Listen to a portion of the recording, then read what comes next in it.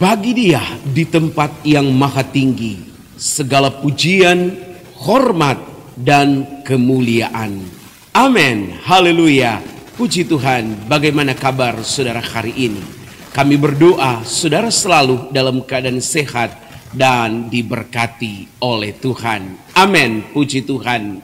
Saudaraku, hari ini saya ingin menyaksikan kepada saudara bagaimana seseorang yang telah 7 kali melakukan kegiatan atau tuntutan agamanya, tetapi oleh kemurahan dan oleh kasih Tuhan ia diselamatkan Tuhan dan percaya kepada Tuhan Yesus Kristus. Walaupun awalnya secara sembunyi-sembunyi, namun akhirnya juga ia dengan terang-terangan menyaksikannya. Saudaraku, saya ingat ada satu cerita dalam Yohanes pasal yang ketiga.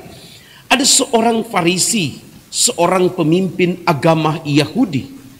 Ketika kerinduan timbul dalam hatinya untuk mengenal perkataan-perkataan daripada Yesus itu, tetapi karena malu, maka malam tengah malam ia datang kepada Yesus dan bercakap-cakap dengan Yesus untuk bertanya tentang hal-hal yang diajarkan oleh Yesus.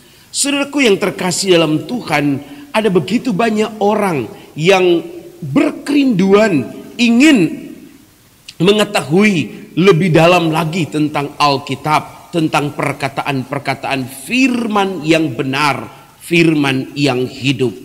Tetapi saudara-saudara, mereka tidak tahu bagaimana cara mendapatkannya. Karena itu saya mendorong dan terus mensupport para hamba-hamba Tuhan, bahkan jemaat Tuhan.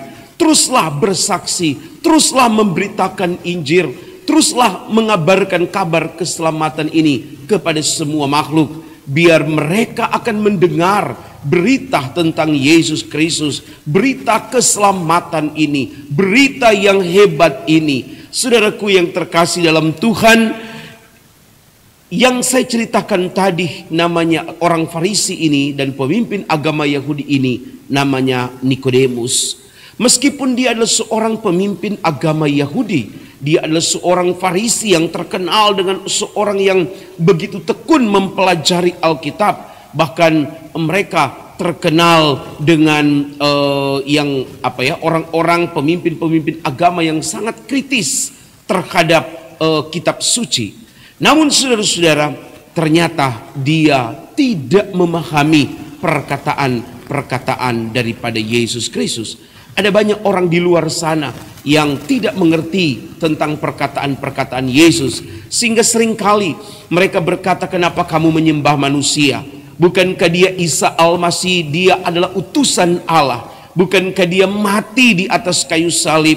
Bukankah dia berkata sembahlah Tuhan? Saudara-saudaraku, kita tidak bisa menyalahkan mereka atas hal tersebut karena ketidaktahuan mereka.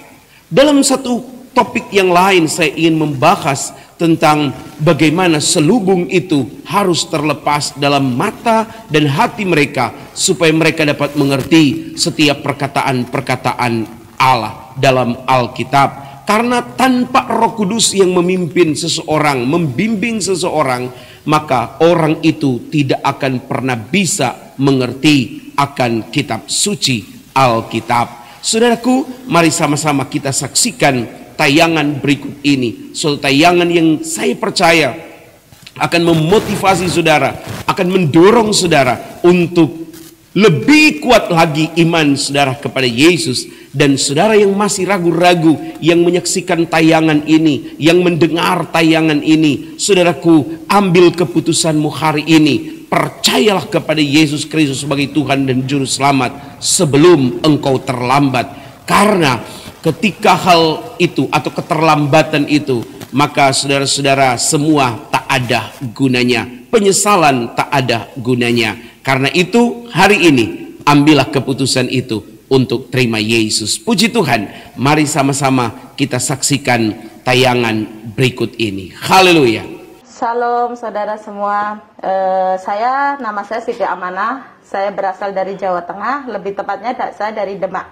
Hormat. Gitu. Nah, saya awalnya nggak menyangka kalau saya itu akan menjadi seorang Kristen atau percaya dengan Tuhannya orang Kristen. Ya. Karena di kita nggak ada ajaran dari kecil, kita udah nggak boleh deket-deket sama orang Kristen, nggak boleh, ini gitu. Pada suatu ketika saya lulus SMA, saya pengen kerja, karena ibu saya kan pergi atau gimana ya. Nah, saya pergi kerja, terus saya melakukan umroh ya Pak ya. Nah, saya melakukan umroh itu sampai 7 kali. Nah, di saat itu, saat saya umroh pertama, ya kan Pak, saya tidur kan. Nah, saat tidur itu dibilang tidur ya nggak tidur amat, tidur ayam-ayaman lah ya kalau orang Jawa bilang. Nah, saya tidur itu seakan-akan tuh ada kayak dibilang mimpi, tapi saya itu dengar orang ngomong. Orang jalan saya dengar, tapi saya posisi tidur gitu. Tiba-tiba datang seorang laki-laki berjubah, rambutnya segini, tangannya bolong. Dia elus rambut saya, rambut kepala saya dilus gini. Kalau kita lihat cuman kayak gitu, tapi dampaknya itu dulu kan saya nggak mudeng ya istilah damai sejahtera sukacita itu aku nggak mudeng kata-kata itu. Aku rasakan itu nyaman banget, senyaman-nyamannya gitu ya. Hingga kalau kita mimpi bangun kan udah ya. Kalau itu nggak, kayak berasanya itu apa ya, masih berasa gitu. Pagi saya ke Masjidil Haram kan itu Ka'bah itu kan di tengah Masjidil Haram. Nah di situ kan katanya bilang gini, kalau kamu sholat 2 rakaat di depan pintu Ka'bah itu dan berdoa, apa yang kamu doain itu akan terkabul. Ya karena di keyakinan saya yang dulu ya saya ikutin aja dong gitu. Saya berdoa. Nah di depan pintu Ka'bah itu kan ada kayak kaca, itu namanya makam Ibrahim. Kata dari makam Ibrahim itu bukan makam ya Pak ya, bedanya itu bekas kakinya. Dan saya duduk sini, oh bekas saya. Nah itu dinamakan makam Ibrahim. Nah di situ di kaca gitu kan. Nah setelah itu saya di belakangnya sholat gitu. Nah saya sholat rakaat itu, sholat sunnah 2 rakaat itu, saya berdoa. Karena katanya kalau berdoa sholat berdoa di depan pintu Ka'bah terijabah kan gitu kan. Nah saya berdoa tuh ceritanya. Nah setelah berdoa, yang saya doa itu gini, karena di agama dulu, ya Allah, aku kepengen ketemu sama laki-laki yang bikin saya nyaman kayak di mimpi itu. Saya nggak kalau dia itu laki-laki itu Tuhan Yesus, saya nggak tahu karena saya nggak pernah tahu apa Tuhan Yesus. Dari kecil saya juga nggak pernah dikasih tahu itu Tuhan Yesus, nggak ada. Bahkan kalau bisa kita agak jauhan sama orang Kristen gitu. Singkat cerita, saya sampai umroh 7 kali. Nah saya balik ke saya udah gitu menikah Pak ceritanya. Saya menikah, punya 2 orang anak cowok cewek. Tapi mungkin jodoh saya sampai di situ. Suami saya KDRT, sering mukulin saya, hingga saya pergi. Dan saya itu waktu pergi di Singapura, saya dimimpiin lagi.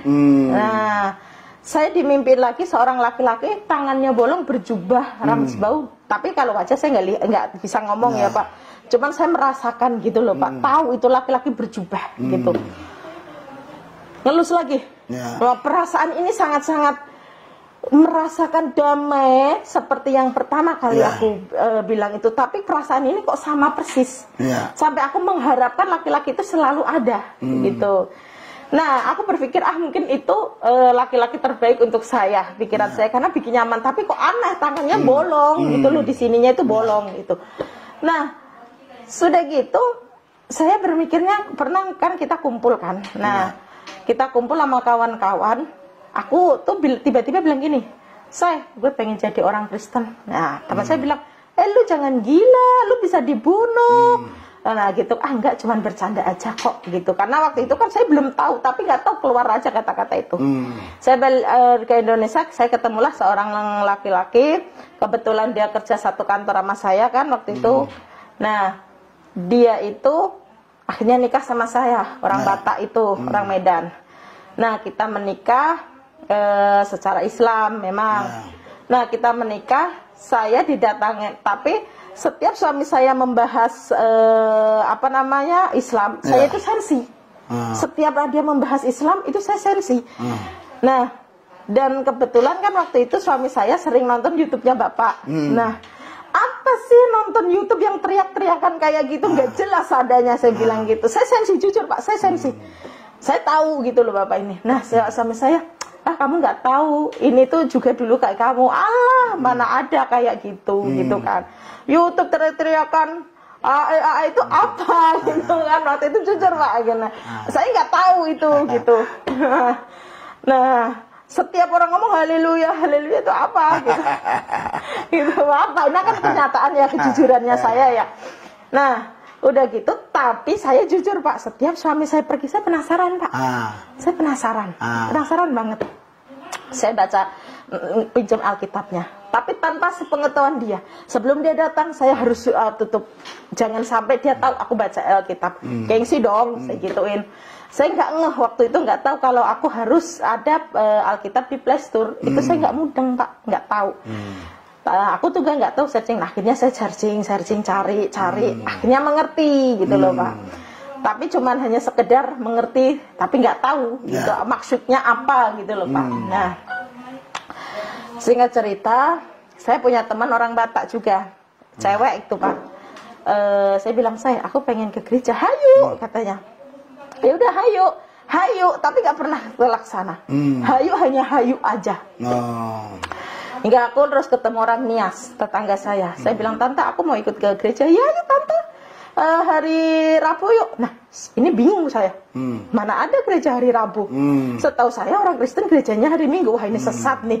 Saya nggak berani dong setiap si orang mana Nias itu ngajak saya bilang nanti dulu lah, belum siap lah apa. Pokoknya ngeles lah ya. Karena saya berpikirnya ini nggak jelas. Karena ke gereja setahu saya hari Minggu gitu kan. Saya nggak ada istilah doa ini aku nggak tahu. Hingga saya ketemu seorang orang tua, dia bekerja di gereja yang sekarang saya gereja itu. Nggak tahu, mungkin itulah Tuhan ya, rencana Tuhan.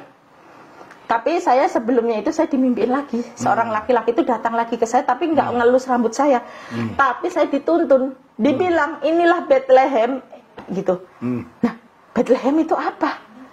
Kan gitu kan, Bethlehem itu apa? Saya nggak tahu Pak, Bethlehem itu apa, kan gitu kan. Nah, terus saya tanya, Bang, Bethlehem itu apa? Oh, Bethlehem adanya di Israel sana, di sana ada tembok ratapan. Makin nggak jelas aja dalam hati saya, apa itu tembok ratapan atau apa pikiran saya.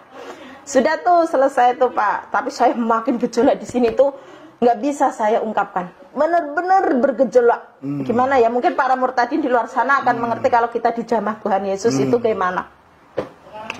Sudah gitu, saya ke gereja sama ibu-ibu itu. Saya bilang, aku mau ke gereja, saya bilang gitu. Nah, saya pikir, aduh nanti saya gimana ya sampai gereja gitu kan. Saya di gereja, terus dijemput ke bawah karena gereja kita kebetulan waktu itu paling atas Pak, di gedung paling atas. Saya ke gereja. Saat saya sampai gereja Pak, pintu dibuka gereja itu, air mata saya bercucuran.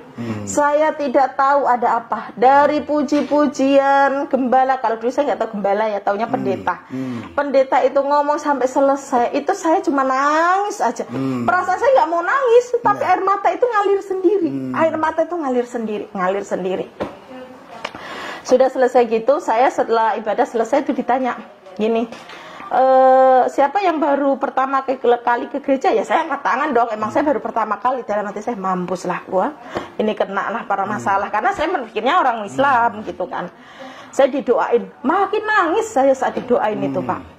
Nah udah gitu saking senengnya saya diginiin, nanti pulangnya naik angkot aja, kan ada jemputan. Karena di gereja kita ada jemputan Pak, karena orang-orang yang nggak ada motor atau apa. Nah karena saya saking senangnya, sekarang bilangnya sukacita ya Pak ya. Saya pengen cepat pulang, bilang suami saya. Saya sampai rumah, saya bilang, Abang, kan saya dipanggil Septi. Bang, Septi tadi ke gereja. Oh, bagus dong. Dah. Coba Pak, lucu kan? Cuman, oh, bagus dong. Sudah tuh, nggak ada perkataan lainnya. Kayak, tapi saya perasaan bergejolak, kayak aneh merasanya, kok nangis terus. Hari Minggu saya ke gereja pertama kali, bahkan saya nggak pernah diajarin Tuhan Yesus apa, Kristen itu bagaimana atau apa, nggak pernah. Saya hari Minggu ke gereja, hari Senin akhirnya orang tua saya itu, saya dapat penolakan, dapat yang nggak terima lah ya, katanya kalau kamu mau mengikuti lain tapi jangan menjelekkan agama sebelumnya. Apa menjelekin? Emang saya nggak nyaman? Nggak bisa dong kalau saya dipaksa. Saya udah kelewatan umur untuk menentukan pilihan saya. Hingga saya dapat kabar anak saya dimasukin pesantren yang 7 tahun itu. Tapi sebagai seorang ibu, saya Bapak tanya pasti saya sedih. Secara seorang ibu, secara manusiawi. Saya berusaha sedih, ya gimana lagi. Hingga akhirnya, ya sudahlah, mau bagaimana lagi. Saya yakinin, saya imanin, anak saya nggak apa-apa. Sekarang dia masukin pondok pesantren, suatu saat dia akan mengerti kebenaran itu. Dia akan menjadi seorang penginjil yang hebat. Itu yang saya yakinin waktu itu. Hingga akhirnya saya mulai bertumbuh rohani saya, Saya bilang, untuk gini, mungkin memang iya, dia anak saya, tapi secara daging. Kalau tidak bisa anak saya bawa ke jalan Tuhan Yesus ini, kebenaran ini, atau secara roh, itu berarti bukan anak saya. Tapi secara daging, memang dia anak saya gituin. Nah, sudah gitu, mengikut Tuhan Yesus itu tidak segampang orang pikirkan. Memang kalau kita satu orang bertobat, malaikat di surga bersorak-sorai. Tuhan Yesus memberkati kita semua. Saudara, kami berharap dengan penuh hikmah saudara telah mendengar, dan yakinlah kami bahwa saudara dikuatkan oleh kebenaran-kebenaran firman Tuhan dan motivasi rohani yang kami telah bagikan kepada saudara. Jangan lupa terus mendukung channel kami untuk terus berkembang. Saudara, teruslah kita bersatu untuk saling dukung-mendukung di dalam kita memberitakan Injil kebenaran firman Tuhan. Sampai bertemu lagi dalam program acara kami setiap hari di waktu sore hari. Tuhan Yesus memberkati kita semua. Haleluya, haleluya, puji Tuhan.